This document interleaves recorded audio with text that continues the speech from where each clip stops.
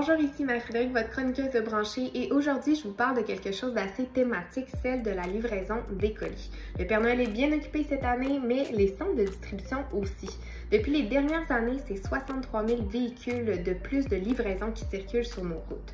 On s'intéresse en fait à savoir quelle est l'empreinte écologique de cette augmentation de ce secteur-là, mais aussi quelles sont les avancées technologiques qui pourraient nous aider à diminuer l'empreinte écologique que la livraison de colis a sur le Québec. Restez avec nous pour en savoir plus. Tout d'abord, il faut savoir que la livraison de colis représente le quart des émissions de gaz à effet de serre émis par le transport à Québec, ce qui est énorme. Et ça a augmenté à cause de la consommation en ligne des Québécois suite à la pandémie. C'est 73% des gens qui achètent en ligne et 11% de ces gens-là achètent plusieurs fois en ligne par jour. Mais là, les universités se sont penchées en fait sur qu'est-ce qui était réellement polluant dans l'achat en ligne et la livraison de colis. Il y a 3 éléments principaux qui sont sortis. Bien sûr, l'utilisation de l'emballage unique quand on achète un colis.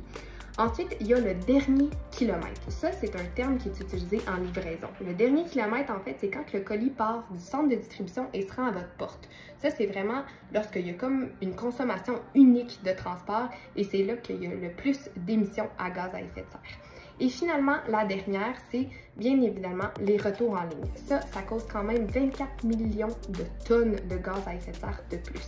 Donc, c'est quand même plusieurs éléments, mais heureusement, il y a des virages verts qu'on peut faire et restez avec nous pour en savoir plus. Heureusement, il y a plusieurs solutions de virages verts qu'on peut prendre pour diminuer l'empreinte écologique de la livraison de colis.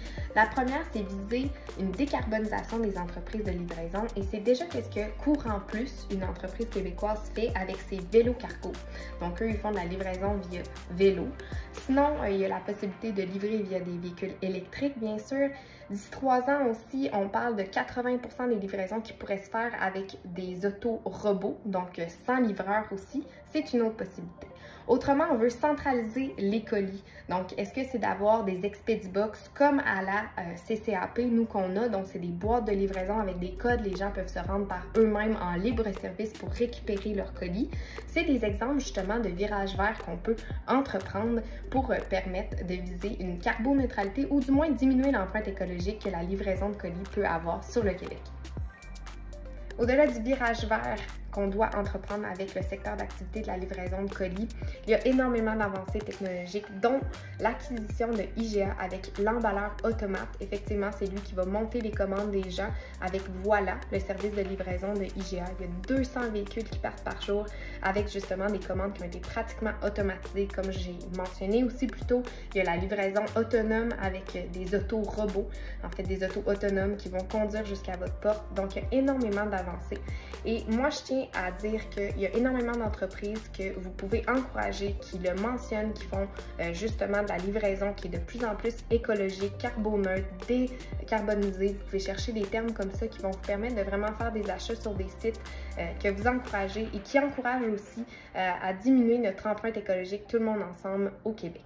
Donc, si vous avez des solutions ou des noms d'entreprises justement que vous savez qui empruntent ce virage-là, vous pouvez les mettre en commentaire de cette vidéo ou nous écrire à info@commercialccap.tv. On se dit à la prochaine!